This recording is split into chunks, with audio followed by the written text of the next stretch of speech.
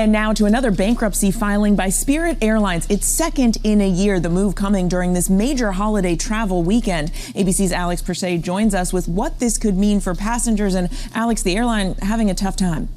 Yeah, Mary, I mean, it's been a tough year for Spirit Airlines, the country's largest budget airline, now filing for Chapter 11 for the second time in less than 12 months. In a statement, the airline saying in part that since emerging from our previous restructuring, it has become clear that there is much more work to be done. Spirit first came out of Chapter 11 in March, but since then, it has failed to significantly cut costs and struggled with a weaker demand for domestic travel. And now, the Florida-based airline says it will reduce its network and cut its fleet to shrink costs by hundreds of millions of dollars a year. And all of this is happening during one of the busiest travel holidays, but Spirit insists that there will be no impacts for its passengers this Labor Day weekend, saying that flights will continue to operate normally. It also says, Whit, that customers can still use their tickets, credits, and loyalty points. Whit? All right, important for those customers to know. Alex Persay, thanks so much. Guys, a show of hands, how many of you have ever flown Spirit Airlines? I know I have. That was my airline right after college when I was going on trips and I wanted to do it on a budget. And most of the places I was going were within the US, you know, all the popular spots, Vegas, you know, places like that, places in California, and then a couple spots that are in North America, Mexico, stuff like that. One reason Spirit's hurting is because a lot of people are now flying outside the US more often and not so much of demand in, you know, domestically like they mentioned. But let's be honest though. How much of this do you think is attributable to Spirit Airlines' customer service reputation? Let's be honest, because honestly speaking, one of the things I hate the most about Spirit is their customer service or lack thereof. And literally, I don't want to say specifically what I think a big part of it is, but it's just not good. And not to mention that reputation extends past just the customer service. They are a budget airline, but they nickel and dime you on everything. Literally everything. If your bag is 0.01 pounds, ounces, whatever above the weight limit, big charge. You gotta pay for your seats. I mean, a lot of airlines do this, but after a certain point, unless you're just flying with a backpack and that's it, you're gonna be paying about the same you are paying for another non-budget airline.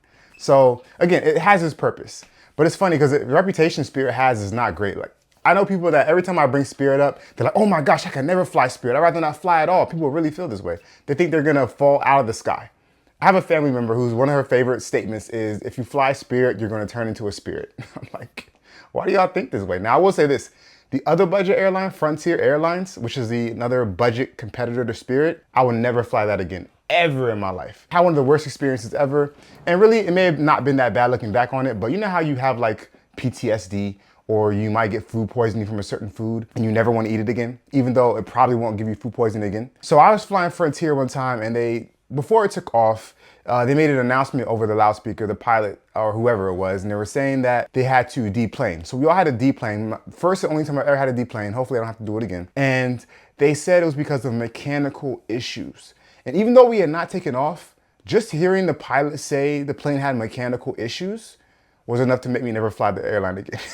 So, fortunately guys, because Spirit is going through this Chapter 11 bankruptcy, they are having to lay some people off, or furlough people from what I see here. So it's saying that Spirit Airlines is going to furlough 270 pilots and they're going to demote 140 captains in November. So a month after next. So they're doing this as part of the restructuring. So this is supposed to allow Spirit Airlines, by the way, Spirit Airlines is filing Chapter 11 bankruptcy, which is also called reorganization bankruptcy, not Chapter 7. So the difference really, from what I understand, is that with Chapter 11, you're mostly keeping your assets, you're continuing to operate, hence why they're still flying, and they don't have to liquidate their assets. They're just reorganizing things to cut costs and save money. Versus Chapter 7, where sometimes you have to actually liquidate your assets. So that's what they're doing.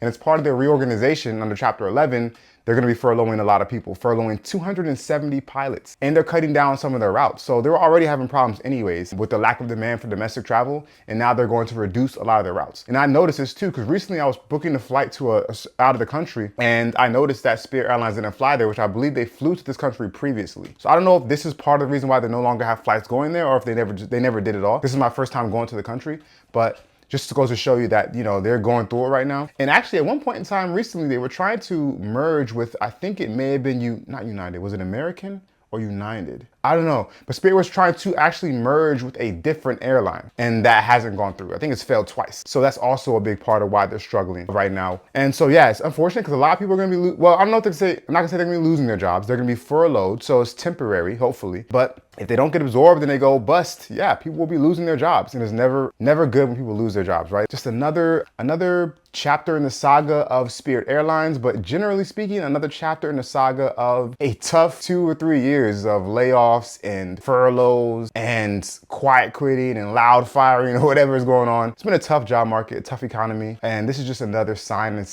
sample of it, or example of it. So as you see, it says here that they've also been laying people off. So May, January, and December. So December last year, 68 employees in New Jersey. January of this year, 200 employees. And then May of this year, which was a few months ago, about 200 to 300 and 250 and 350 employees. So what is that? Total of 600 employees. So almost 1,000, well, 850, almost 900 employees in the last year, or actually less than a year. Again, never a good thing when people get laid off. So I feel for these people. And hopefully Spirit can merge with another company so that these people can keep their jobs and not have to be laid off or not have to be furloughed indefinitely or for long term. So that being said, guys, hope that you keep your jobs and that you're not involved in this Spirit situation.